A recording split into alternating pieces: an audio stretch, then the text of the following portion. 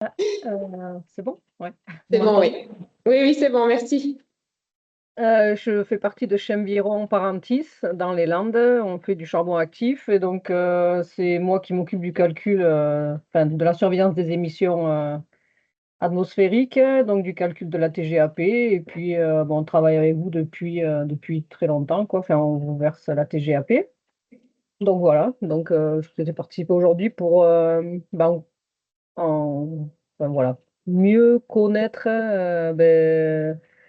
le devenir, de ce qu'on vous verse et vos activités. Super. Merci, Madame Morgado. Bonjour, Emmanuelle Guillemot. Donc moi, je fais partie de la société Toré Carbon Fibers Europe, qui est située à Lac et à Bidos. Donc on est spécialisé dans la fabrication de fibres de carbone. Et comme la précédente personne qui s'est exprimée, je suis aussi en charge pour cette société de l'évaluation justement de cette taxe, des quantités, calculées et déclarées, pour l'acquittement de cette taxe et puis, je souhaitais en savoir plus, sur les projets derrière qui sont financés avec cette taxe, en savoir un petit peu plus sur, voilà, le mode de fonctionnement global, de cette taxe. Parfait. Je vous laisse enchaîner.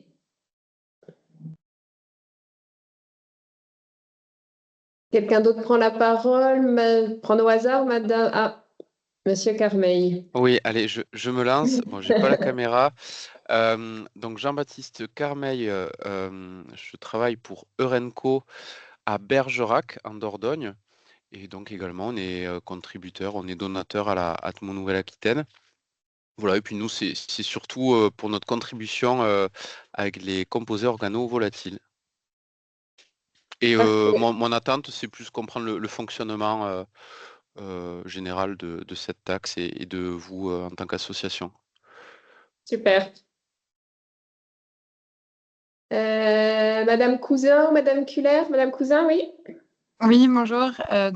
Pauline Cousin, je travaille au sein de la société Arkema et je suis nouvellement en charge de m'occuper donc de la TGAP pour l'ensemble de nos sites sur toute la France.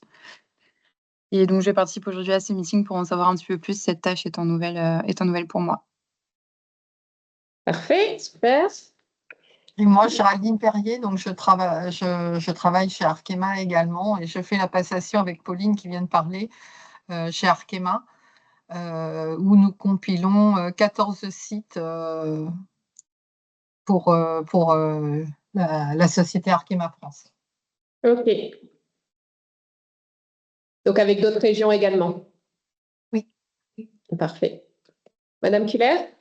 Oui, bonjour, Vernaculaire Limoges Métropole, à la direction prévention et gestion des déchets.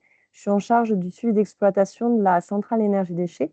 On a un partenariat avec Atmo Nouvelle-Aquitaine sur notre plan de surveillance annuel, des relations, des échanges assez fréquents sur les émissions atmosphériques, et très intéressée de connaître l'utilisation de la TGAP et sa constitution exacte. Super. Qui est-ce qui nous manque? Aurore Vacheron, l'Adréal? Oui, bonjour. Donc, Aurore Vacheron de l'Adréal Nouvelle-Aquitaine. Je travaille sur la qualité de l'air. Alors, nous, on ne verse pas de TGAP puisqu'on est déjà contributeur en grosse partie pour le fonctionnement d'Atmo, mais on est là aussi pour soutenir la démarche et voilà, de tout ce qui est mené par Atmo et puis voilà, inciter les industriels à verser leur TGAP quand ils le peuvent. Ça a beaucoup d'utilité et donc j'espère que ce qui vous sera présenté vous donnera envie soit de continuer, soit de convaincre vos collègues qui ne seraient pas là. Parfait. Merci Aurore. Et on a également en ligne avec nous Camille et Isabelle. Donc je remercie également au service communication voilà, qui nous aide à la fois pour les présentations et le webinaire. Et Sarah, vous pouvez nous faire un petit coucou Sarah, qui est responsable. Oui, bien sûr. Oui, je suis responsable du service études pour Atmo Nouvelle-Aquitaine. Voilà. Merci à tous pour cette présentation. Donc voilà, ça nous permet voilà, d'avoir un petit peu vos différents profils. On avait invité des structures qui sont à la fois donateurs, comme vous l'êtes tous, de la TGAP, mais également éventuellement des industriels qui ne nous versent pas la TGAP, mais aucun ne sont présents aujourd'hui. Donc effectivement, c'était important pour nous de pouvoir réexpliquer la mécanique de la TGAP, mais finalement, quand on a fait un petit peu le tour de table, je pense que vous êtes plutôt voilà, connaisseurs sur cette partie-là, mais on va quand même vous rappeler les grands principes. Et puis, dans un second temps, que vous puissiez mieux nous connaître, parce que ça nous paraît indispensable voilà, de présenter davantage nos activités. Alors, pour démarrer, Atmo Nouvelle-Aquitaine, donc l'essence de notre association, c'est au départ la loi sur l'air, qui a vraiment structuré ce réseau de surveillance qui date de 1996, c'est la loi LOR, qui reconnaît à chacun le droit de respirer un air qui ne nuit pas à sa santé. Donc ça, c'est un texte, on va dire, fondamental pour notre structure. On est donc une structure associative qui est agréée par l'État, donc le ministère de l'écologie, et l'ensemble de nos missions sont vraiment tracées, enfin nos missions réglementaires sont tracées dans un arrêté que vous voyez affiché là du 16 avril 2021. Mais au-delà de ces pures missions réglementaires, on peut aussi en fonction des besoins et des attentes des membres et en fonction des possibilités financières de financement qu'on a en local, mener des projets complémentaires. Pour toute la partie réglementaire, elle est notamment définie dans un certain nombre de textes qui sont affichés là, une directive européenne sur la qualité de l'air qui est d'ailleurs a été revue l'année dernière. Donc il y a une nouvelle directive qui rentrera en application à partir de janvier 2027. Donc ces directives sont retranscrites dans le droit français. Et au-delà de ces directives, un certain nombre de plans territoriaux qui sont également listés ici, qui nous permettent, avec les différents partenaires, que ce soit l'ADREAL, les collectivités ou autres, de suivre ces plans pour avoir des trajectoires et des plans d'action autour de la qualité de l'air. Un des points importants, c'est que dans l'ensemble de ces missions, une des missions, on va dire, principales est de pouvoir alerter les autorités publiques en cas notamment de dépassement de seuil. Voilà, ce n'est pas nous qui allons définir derrière le plan d'action, mais on est en déclenchement de l'alerte auprès des autorités qui eux-mêmes vont retranscrire et définir les plans d'action les plus adaptés, et on les accompagne là-dessus. Si on résume en une phrase un petit peu notre rôle, notre raison d'être, donner à chacun les moyens de comprendre l'air qu'il respire pour mieux décider, mieux agir et mieux protéger. Tout notre fonctionnement est basé notamment sur 3 normes. On a une certification sur les normes ISO 9001, 14001 et 45001. Et pour un certain nombre de mesures, on a également l'accréditation COFRAC. Vous n'hésitez pas à m'interrompre ou via des questions dans le chat qu'on pourra voilà, répondre au fil de l'eau ou à la fin, ou même de lever la main. On n'est pas très nombreux, donc profitons pour en faire un mouvement interactif. Rappel de la démarche, je vais laisser la main et la parole à Agnès. Oui, alors comme on a dit, effectivement, on va quand même passer un peu vite sur cette partie que la plupart d'entre vous doivent bien connaître. Juste un rappel, là, on parle uniquement aujourd'hui de la TGAP Le nom officiel, c'est émissions sur les substances polluantes. On a tendance à l'appeler la TGAP-R, donc c'est vraiment la partie des polluants émis à l'atmosphère. Elle concerne donc les installations classées, les ICPE, qui remplissent au moins une de ces conditions. Donc, on a des installations avec une puissance thermique maximale égale ou supérieure à 20 MW. On a les installations de traitement des ordures ménagères qui traitent au moins 3 tonnes par heure. Et on a également les installations dont le seuil d'émission annuel dépasse au moins un des seuils d'assujettissement à la composante émission des substances polluantes. Donc, ça va dépendre du type d'établissement et ça va dépendre des substances. Donc, pour les installations de combustion et celles de traitement des ordures ménagères, on prend en compte la masse totale des émissions pour chacune des substances taxables. On va voir qu'il y en a plusieurs tout à l'heure, à l'exception donc des poussières totales en suspension, on ne les prend en compte que si les TSP, donc on ne les prend en compte que si les émissions dépassent 5 tonnes par an. Pour les autres installations, on ne prend en compte que celles dont les substances polluantes dépassent, la TGAP n'est calculée que sur les substances qui dépassent les seuils. Donc ces substances, il y en a 18, on ne les a pas toutes mises. Elles ont chacune donc un seuil d'assujettissement spécifique et une TGAP spécifique. Donc là, on a pris un exemple des principaux composés. Ils sont tous à 150 tonnes, mais si on avait rajouté en dessous les TSP, on aurait 5 tonnes.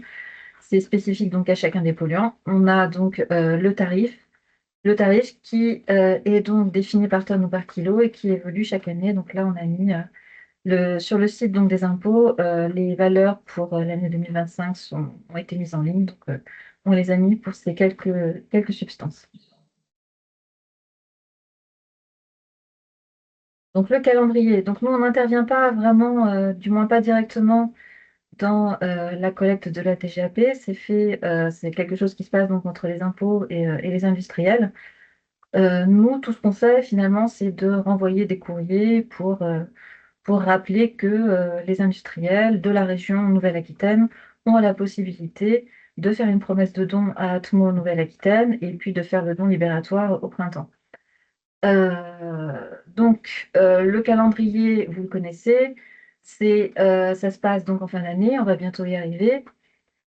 Courant octobre, fin octobre, vous allez faire donc la déclaration, donc là on arrive à octobre 2025, vous allez faire la déclaration donc, des émissions pour l'année 2025, donc des émissions prévisionnelles au titre de l'année 2025, avec à ce moment-là la possibilité donc de faire une promesse de don libératoire, donc soit de faire une promesse de don libératoire à Atmo, soit donc de verser la somme directement au site des impôts. Et puis après, au printemps, vous faites donc la déclaration réelle au printemps 2026, donc avril-mai 2026, vous ferez la déclaration réelle des émissions de l'année 2025. Et donc, si vous avez fait une promesse de don en octobre 2025, en 2026, c'est à ce moment-là que, au plus tard, en tout cas, la promesse de don sera versée à tout. Est-ce que, on va laisser Agnès un petit peu de respiration, est-ce que par rapport à ces éléments-là, vous avez des questions, des interrogations, voilà, des choses qui vous paraissent pas claires, ou globalement c'est toute une partie que vous maîtrisez et qui est bien huilée, on va dire, dans vos différentes organisations? Moi, je vais avoir une question, si je peux me permettre. Quand on fait la prédéclaration, donc en fin d'année, on estime un montant de TGAP-R qu'on versera, si je prends l'exemple là pour 2025, qu'on versera en 2026. Ce montant-là étant un montant prévisionnel et n'ayant pas forcément de visibilité sur les émissions atmosphériques en cours d'année, est-ce que cette promesse-là, elle est modulable l'année suivante ou est-ce qu'en fait elle est gravée dans le marbre pour l'année suivante, enfin pour la déclaration finale de 2026? Alors, je ne sais pas si c'est plutôt à la Dréal ou à nous de répondre à cette question-là, mais je vais déjà répondre pour notre part. Donc, vu que c'est vraiment du prévisionnel, le plus souvent, en fait, en 2025, ce qui est fait, c'est octobre 2025, par exemple, ça va être les émissions de l'année 2024 qui vont le plus souvent être reportées au titre des émissions de 2025. Donc, c'est vraiment une estimation.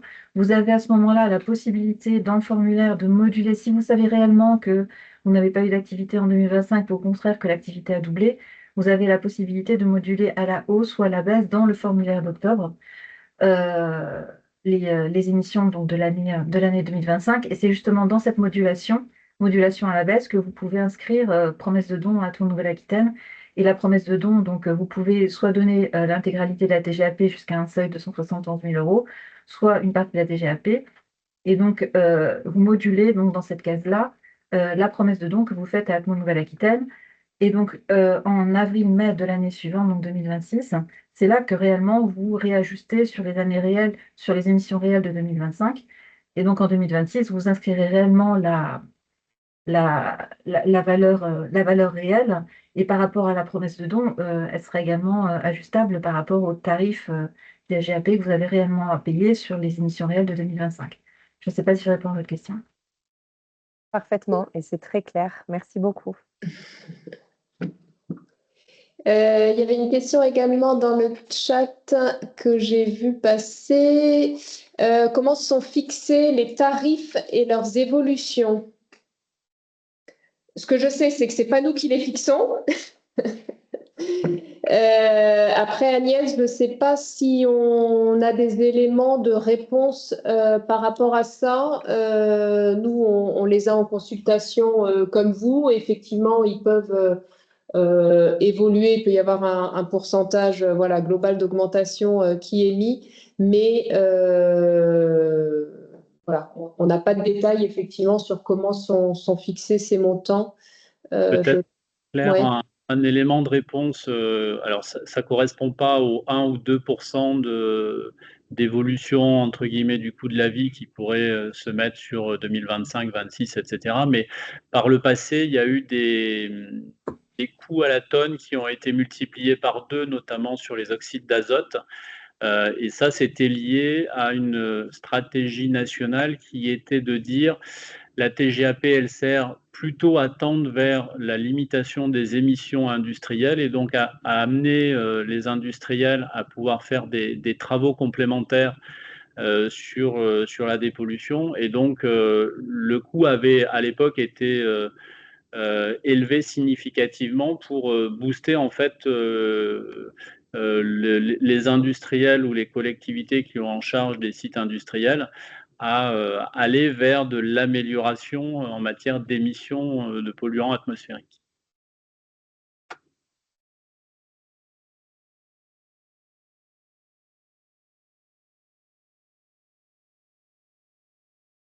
Ton micro est coupé, Anne-Claire. Excusez-moi, je disais merci Rémi. Est-ce qu'il y a d'autres questions ou commentaires sur cette partie-là de calcul et de calendrier? Où c'est à peu près clair. Du coup, j'ai une question subsidiaire. Est-ce que le fait de vous envoyer un rappel au mois d'octobre, c'est nécessaire et important, ou finalement, vous, dans votre organisation et vos structures, et même en cas de changement, c'est aussi voilà, une de nos craintes certaines fois de se dire s'il y a un changement voilà, de direction au niveau des services comptables ou autres, est-ce qu'il peut y avoir des risques de louper ou d'oubli, ou finalement sont des choses qui sont bien huilées chez vous? Bon, qui me dit mot consent. Peut-être un élément, Anne-Claire, juste repréciser, pour pouvoir nous transmettre la TGAP, il y a plusieurs approches. Il faut que vous soyez membre d'Atmos Nouvelle-Aquitaine, ça c'est une condition nécessaire, qu'il y ait une installation sur le site, enfin sur la région en tout cas, en termes de géographie. Et puis après, respecter une fenêtre de don qui va alors ça dépend un petit peu du type d'entreprise, mais globalement jusqu'à fin mai de l'année N+1 pour la TGAP de l'année N. en dehors de cette fenêtre de tir, les douanes potentiellement peuvent se questionner sur le fait que le don n'ait pas été fait dans la bonne fenêtre de date. Donc c'est important aussi pour tout le monde, pour nous bien sûr, mais pour vous aussi, pour ne pas être embêté par les douanes, d'être sur le bon timing de mise à disposition du don. Je voudrais dire que c'est vraiment très important d'avoir un rappel, surtout quand on est dans des grosses structures comme nous. Là, nous avons au niveau financier des personnes qui vont changer pour tout ce qui est paiement de la TGAP, de même que moi au sein du service douane. Donc, je pense que c'est vraiment très, très important qu'on ait des rappels. Ok, bon, bah, super. Et ben, on continue du coup sur cette lancée-là.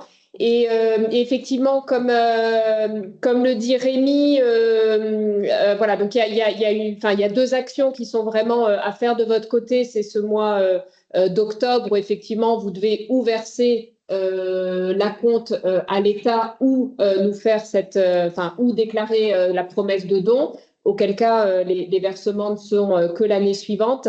Mais il y a également des dates butoirs dans le versement des dons. Et c'est vrai que, voilà, on sait que la dernière date limite, alors il peut y avoir différentes dates, mais la dernière date limite se situe avant fin mai. Et nous, certaines fois, on se retrouve au mois de juin où on n'a pas reçu la TGAP de l'industriel. Donc, on fait des relances. Au-delà de nous, l'impact financier pour nous, ça peut aussi être problématique pour l'industriel qui a fait la promesse de don et pour autant n'a pas fait le don dans les délais impartis. Donc là, on se permet aussi de faire des relances à vos services. Donc ça, on en a déjà un petit peu parlé. Donc, il y a quand même des conditions. Le membre l'industriel doit être membre d'Atmo Nouvelle-Aquitaine pour être donateur. Donc les autres éléments, je ne vais pas revenir dessus. Bon, c'est plus les douanes maintenant qui s'en occupent, ça a changé, c'est la DGFiP qui s'occupe donc directement de récolter, de traiter donc de cette question de TGAP. Et voilà, donc comme on a dit, si la promesse de don faite en octobre est égale au montant prévu de la DGAP, il n'y a rien à verser à la DGFiP en octobre. Donc, ça constitue un petit avantage pour l'industriel. Une avance de trésorerie, donc une trésorerie qui peut conserver jusqu'au printemps de l'année prochaine. Sachant qu'il n'est pas non plus obligé, je précise au passage, c'est pas une obligation d'attendre forcément la fin du mois de mai. Ça peut être, la DGAP peut également être versée dans les mois précédents si vous le souhaitez. Et donc voilà, on vous envoie, comme on a dit, un formulaire de rappel. Donc, on ne le faisait pas avant, on le fait on le fait maintenant aussi en octobre, un courrier de rappel donc à tous nos membres qui ont cette TGAP émission. Donc, on envoie un courrier en octobre de rappel et puis on envoie également au printemps un autre document donc avec l'appel au don déductible de la TGAPR. Celui-là, il était déjà fait les années précédentes.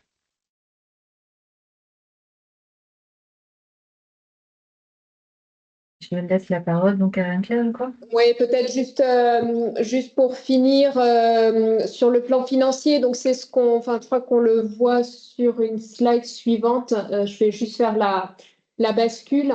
Ça, c'est notre financement, l'ensemble des recettes d'Atmo Nouvelle-Aquitaine.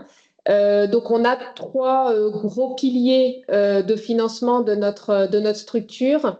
L'État, donc qui nous donne une subvention annuelle à la fois pour notre fonctionnement, mais également pour notre investissement, puisque vous le verrez après, mais dans notre activité, on a quand même une grosse partie investissement. On a les collectivités territoriales, notamment via leurs cotisations, que ce soit les différentes villes, PCI ou la région Nouvelle-Aquitaine qui nous finance également, donc à hauteur de 14%. Et puis, cette partie importante de 40% qui est effectivement la TGAP-R. Pour vous donner une idée, on est sur un budget d'à peu près 5 millions d'euros. Voilà, donc une TGAP qui avoisine les 2 millions d'euros chaque année.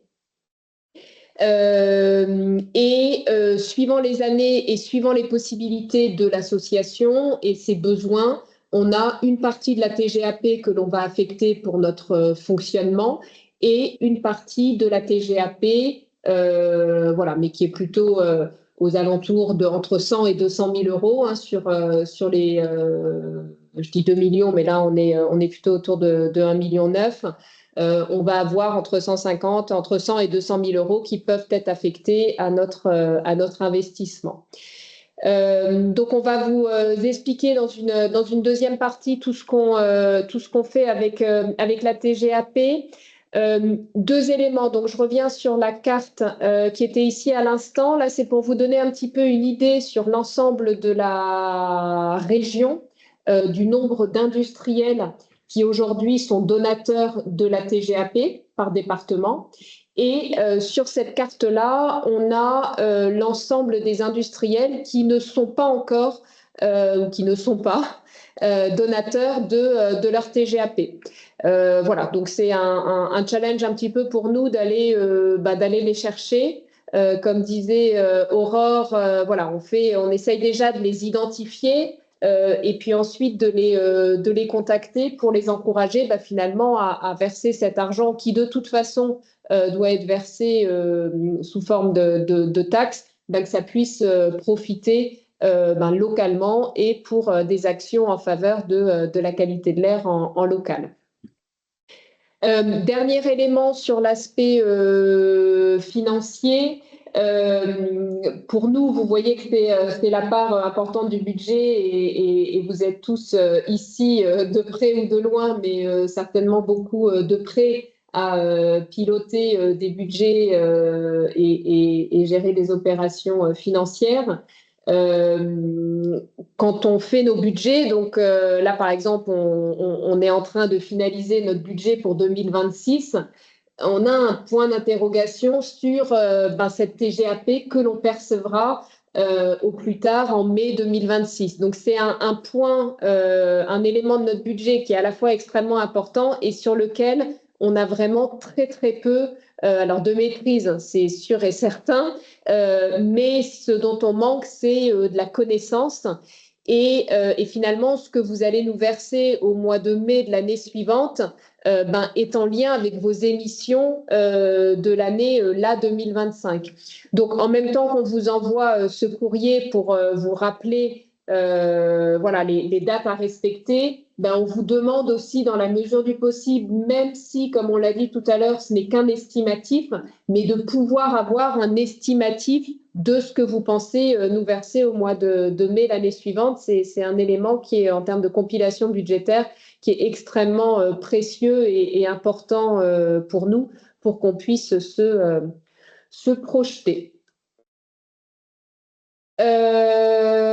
Voilà pour les aspects voilà, purement collecte de TGAP et impact pour nous. Est-ce que vous avez des questions sur cette partie-là? C'est bon? On continue? Alors, je l'ai rapidement évoqué en introduction dans notre surveillance. Donc, votre TGAP, globalement, elle va servir de façon non fléchée, c'est-à-dire elle rentre finalement dans le pot commun du fonctionnement ou de l'investissement de la structure. Donc, elle contribue à l'ensemble des sur lesquelles on travaille, qu'elles soient encore une fois réglementaires ou au-delà du réglementaire pour certaines actions.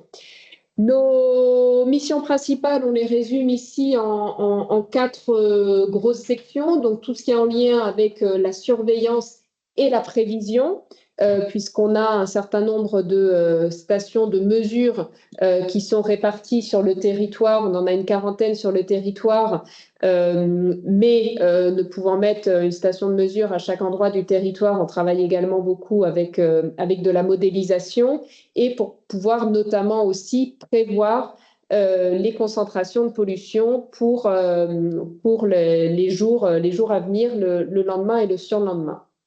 Donc, mission de surveillance et de prévision, mission également d'études, puisqu'on va travailler sur un certain nombre d'études, que ce soit des études industrielles, on y reviendra après, mais également des études pour accompagner des collectivités dans leur choix d'aménagement urbain. On peut également faire des études en lien, par exemple, avec les pesticides pour le monde agricole. Et puis, on peut également faire, et Agnès est mandatée sur cette action, des études plus en lien avec de la recherche et de l'innovation. Et dans ce cas-là, ce sont des études qui sont multipartenariales. On a également toute une mission d'information. Je vous disais en amont, la loi LOR indique que chacun doit respirer un air sain. On a aussi cette mission de pouvoir informer en direct, 24 heures sur 24, sur la qualité de l'air que chacun respire. On le fait majoritairement via notre site Internet, mais également via des systèmes de bulletins d'informations que l'on peut envoyer aux personnes qui s'inscrivent. Et puis, quatrième mission, d'accompagner les décideurs dans les plans d'action, que ce soit des décideurs des collectivités, de l'État ou des services de l'État et des industriels qui sont membres chez nous. On dispose, on met à disposition donc un certain nombre de données de mesure et un certain nombre d'indicateurs à travers des outils qui peuvent être des cartes de moyenne annuelles, des outils de modélisation ou également des inventaires des émissions sur le territoire. On connaît bien tous les polluants réglementés et un certain nombre de polluants qui ont été évoqués tout à l'heure pour le calcul de la TGAP. Mais au-delà de ça, on a des thématiques plus élargies. Sarah, qui est là avec nous, travaille par exemple notamment sur tout ce qui est odeur. Certains industriels sont très concernés par des sujets odeur et pour donner notre exemple emblématique, sur la plateforme de LAC, il y a un jury de nez formé à la reconnaissance des odeurs qui opère et qui permet d'objectiver les situations locales en fonction des odeurs ressenties. Des polluants émergents, j'ai évoqué le sujet des pesticides, il y a aussi par exemple le NH3, et puis de façon plus transverse, et ça c'est un point d'évolution sur lequel on veut davantage travailler à l'avenir, c'est de vraiment, alors tout en restant dans notre rôle, puisqu'on n'est pas des médecins, mais de pouvoir faire les liens avec les impacts santé que peuvent avoir l'ensemble de ces polluants. Hop. Du coup, Rémi, je te laisse la main sur cette partie-là. Je prends la main sur cette partie un petit peu plus pratique. Comme l'a évoqué Anne-Claire, la TGAP-R va servir principalement au fonctionnement, mais pas que. Il y a bien une partie investissement qui peut être pris en compte. Ça peut être des investissements sur des petits matériels, ça peut être aussi de l'investissement sur des matériels plus conséquents et plus techniques. Tout à l'heure, on évoquait des secteurs d'activité sur les COV. On a du matériel lié à de l'achat via la TGAP-R pour des matériels très techniques sur la mesure en ligne des composés organiques volatiles soufrés notamment. Et donc ces matériels-là, on a été le premier réseau de surveillance de l'air à se doter de ce type de matériel. On doit être maintenant dans les 2-3 maximum au niveau français. Et on a notamment piloté des études d'1 an et demi sur la plateforme de LAC, d'une année sur Bassins à côté de Bordeaux, et puis quelques semaines en test sur la zone industrielle portuaire de Bayonne. Donc ces matériels nous ont permis d'aller expertiser des polluants que l'on ne voyait pas jusqu'à présent avec les analyseurs classiques. La TGAP va nous servir aussi à faire du cofinancement, puisqu'on a des programmes d'investissement avec l'État sur des matériels de différentes natures. On peut avoir des financements partiels de l'État et on vient compléter cet investissement partiel État par un cofinancement lié avec la TGAP-R. Donc ça, c'est une ressource qui est importante pour pouvoir financer l'ensemble de nos matériels et du parc technique. On parle de matériel technique, mais on peut aussi parler de logiciels.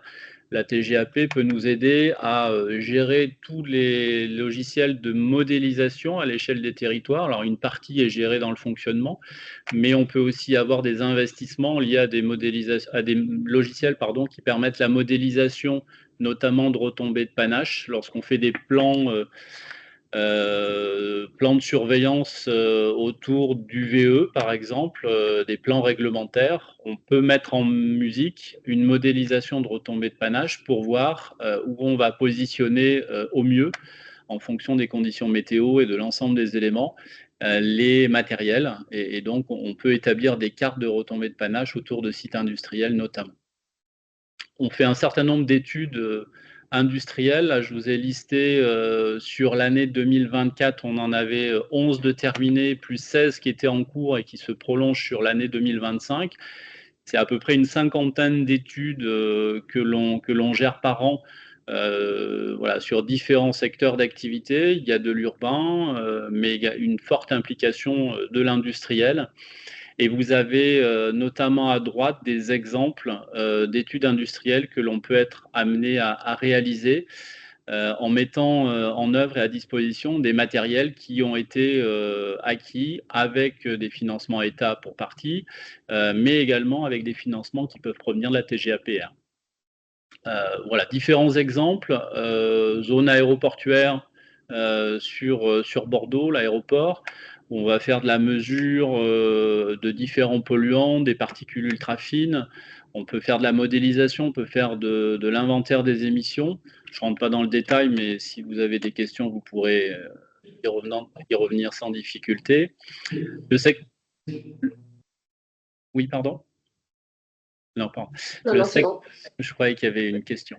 Le secteur des déchets est pas mal représenté puisqu'on a 5 UVE à gérer dans le cadre des plans de surveillance réglementaires et puis des ISDND, du recyclage de verre. Donc voilà, on peut être sur des approches complètement différentes en fonction des besoins et des attentes.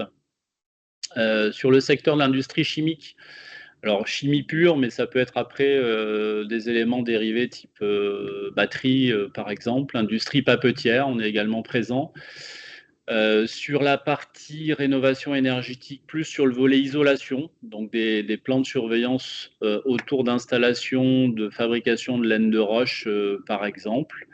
Des travaux sur les chaufferies bois, cogénération bois, donc c'est assez d'actualité. On a des plans de surveillance qui sont récurrents, annuels, et d'autres qui peuvent être ponctuels.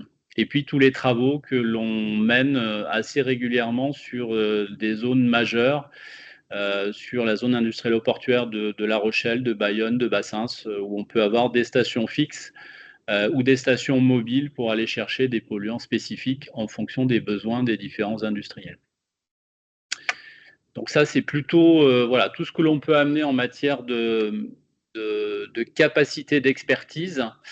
Et puis, quelque part, en retour, ce qui est intéressant aussi de pouvoir vous passer comme message, c'est que vous pouvez aussi vous retourner quelque part vers Atmo Nouvelle-Aquitaine pour pouvoir disposer d'éléments de compléments d'information. Alors, je pense notamment à 3 points qui sont explicités là. D'abord, pour vous, l'intérêt, c'est de pouvoir participer à la surveillance de l'air à l'échelle de la région. Et ce qui est intéressant, c'est de pouvoir laisser les financements en région pour mener des actions régionales. Donc, il y a vraiment voilà, un objectif de surveillance et d'amélioration de la qualité de l'air.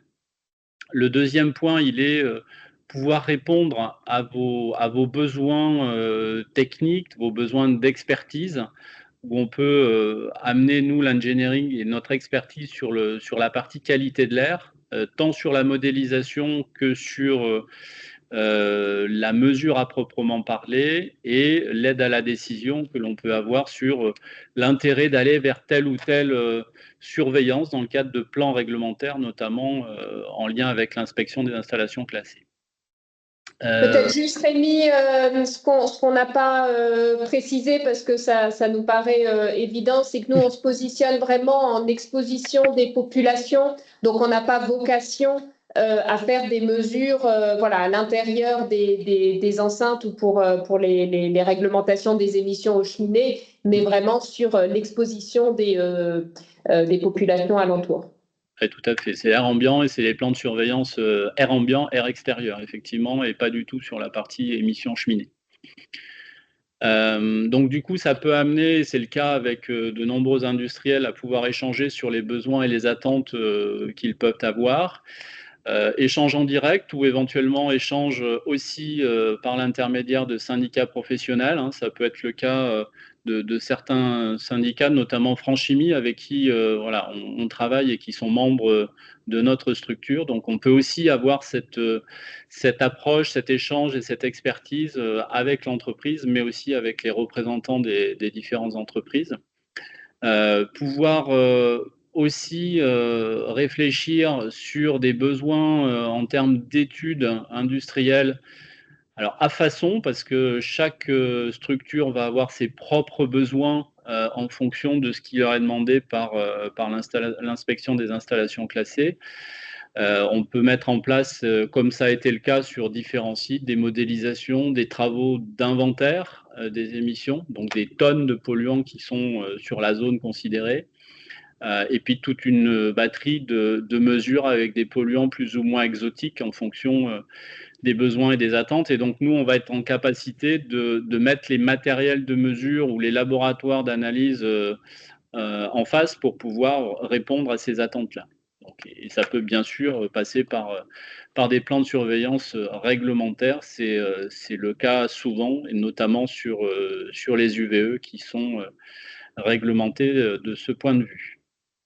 Voilà. Puis au-delà de cet aspect qui peut être très technique et très mesure, avec des rapports d'études à la clé, il peut aussi y avoir un besoin pour vous, dans le cadre des politiques RSE par exemple, d'apporter un éclairage un petit peu plus important sur l'approche air ambiant, qualité de l'air, et pouvoir vous proposer en tout cas des sensibilisations qualité de l'air auprès de vos équipes pour voilà, vous accompagner en tout cas dans cette démarche de RSE que vous pouvez avoir et qui est forcément de plus en plus prenante aujourd'hui.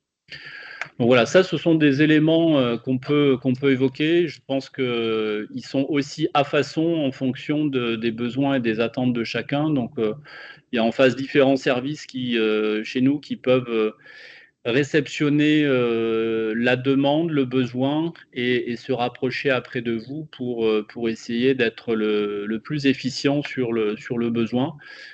Et vous apporter notre expertise, encore une fois, sur le volet de qualité de l'air où on y est constamment, avec aujourd'hui oui, plus de 40 stations de mesure, 150 matériels et davantage qui fonctionnent 24 heures sur 24 à l'échelle de Nouvelle-Aquitaine, sur la batterie des polluants classiques, mais beaucoup plus largement sur des polluants qui sont hors réglementation par rapport à des besoins spécifiques. Je rebondis peut-être juste sur l'aspect RSE également.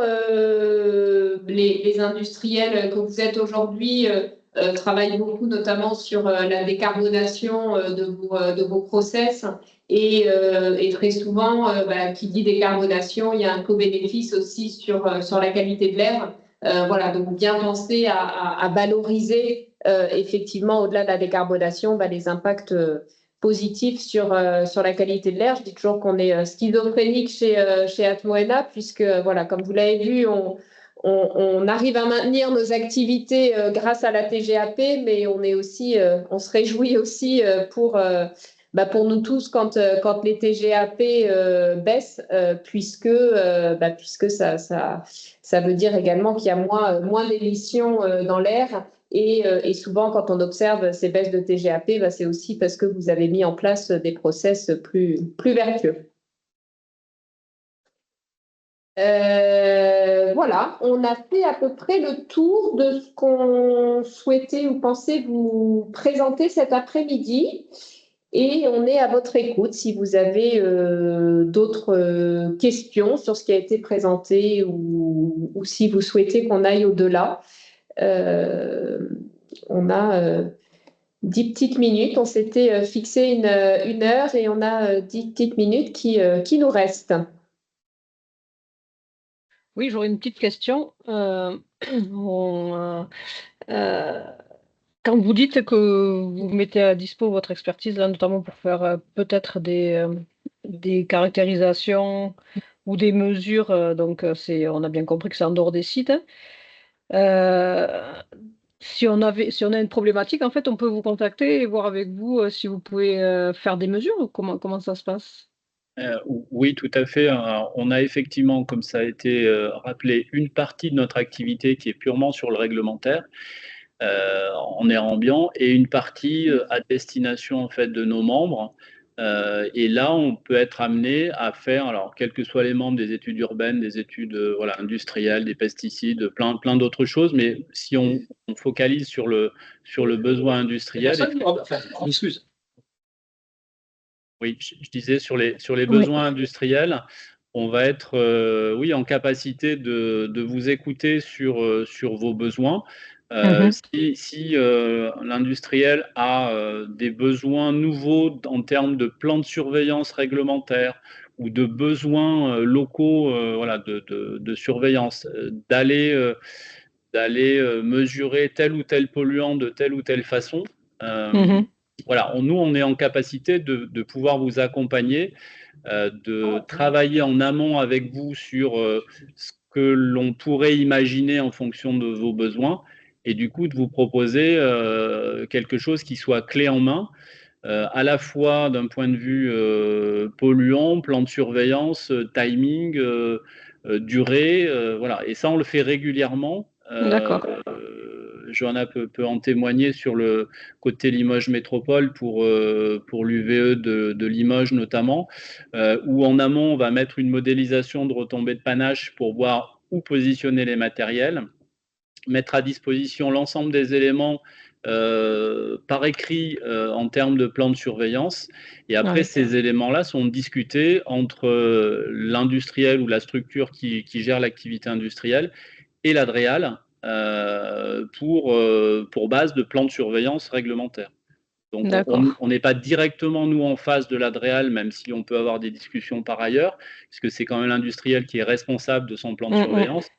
Oui. Mais nous, on apporte les éléments amont qui permettent de livrer clé en main un plan de surveillance pour le compte de l'inspection des installations classées.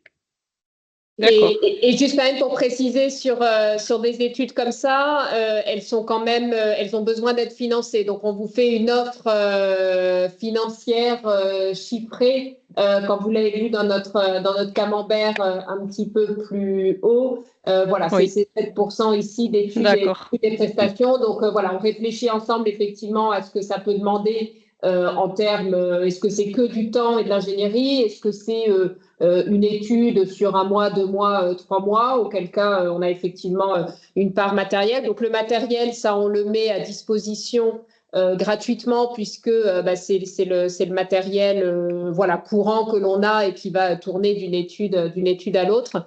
En revanche, les unités d'œuvre qui sont déployées aussi bien côté technique qu'au côté ingénierie sont effectivement chiffrées. Donc on vous fait une proposition d'offre ensuite que vous pouvez accepter ou non suivant les attentes. Et avec des coûts malgré tout qui sont moindres, puisque vous êtes membre et donc vous bénéficiez de tarifs membres. Donc c'est aussi intéressant pour une collectivité, pour un industriel, parce que les coûts sont limités en termes de coûts jour sur les actions, qu'elles soient techniques, de modélisation ou autres. Un point important que je souligne, après je vous laisse la parole, Madame Culler. Quand on fait une étude, que ce soit encore une fois, quel que soit le membre, hein, que ce soit industriel, collectivité ou l'État, toutes nos études sont publiées sur notre site Internet. Donc ça, c'est quand même un point extrêmement important et fondamental pour nous. Et pour vous aussi, c'est-à-dire que voilà, si vous travaillez avec nous, bah, c'est en connaissance de cause. L'étude à la fin, alors on vous l'a fait relire au préalable, etc. Il y a quand même bien sûr un aller-retour, mais elle sera publiée sur le site Internet. Bah, c'est aussi une des raisons pour lesquelles on vient nous chercher pour certaines études. Alors, on vous a pas présenté effectivement un peu nos valeurs et notre ADN, mais cette notion d'indépendance et d'impartialité dans nos mesures est un élément fondamental puisqu'on travaille voilà, en toute transparence et les riverains, la collectivité à côté, tout le monde pourra venir consulter les résultats de l'étude quand elle est terminée. Ok, merci. Madame Killer? Oui, moi je tenais juste à intervenir très brièvement sur. Alors nous, on a un plan de surveillance environnementale donc, qui est mené une fois par an par Atmo Nouvelle-Aquitaine, puisqu'on a une unité de valorisation énergétique et une obligation de mesure des polluants en rejet, en retombées atmosphériques, en air ambiant, voilà. Et je tiens aussi à souligner, et c'est important aussi dans le partenariat qu'on a entre guillemets, c'est qu'on a un véritable accompagnement, que ce soit au moment de ces plans de surveillance ou de l'explication. Dieu sait que je suis très novice sur le sujet et dans le domaine. Et c'est vrai qu'on a la possibilité d'avoir des ingénieurs qui prennent le temps d'expliquer, d'argumenter un petit peu tous les rapports avant qu'ils soient publiés, ce qui nous permet nous aussi de les comprendre en tant que collectivité. Donc voilà, je voulais partager ça. Je vais être obligée de vous laisser. Je suis vraiment désolée. Je vous remercie en tout cas du temps que vous avez passé pour préparer ce diapo et je suis très contente d'avoir pu participer parce que ça m'a éclairé un petit peu plus sur où vont nos dons et je vous remercie parce que je suis assez contente finalement qu'on participe à ça. Super, merci à vous, merci pour votre participation et puis merci pour vos dons alors. Merci, je suis désolée. Bonne fin de journée. Pas de souci. Au revoir. Au revoir. Donc, vous avez eu un témoignage en direct. Voilà. Et je voudrais juste prolonger un tout petit peu le témoignage, puisque l'accompagnement qu'on essaye de mettre en place, il va aussi jusqu'à participer au CSS, aux commissions de suivi de site, hein, quand il y a des obligations réglementaires. Donc non seulement on va produire les mesures, le rapport d'étude avec l'explication auprès de l'industriel, mais aussi on peut accompagner les industriels dans le cadre des CSS pour voilà, présenter aussi l'ensemble des résultats. Donc c'est pas uniquement la phase amont, mais on peut être de la conception ou de la réflexion initiale jusqu'à la communication, y compris dans les instances réglementaires statutaires.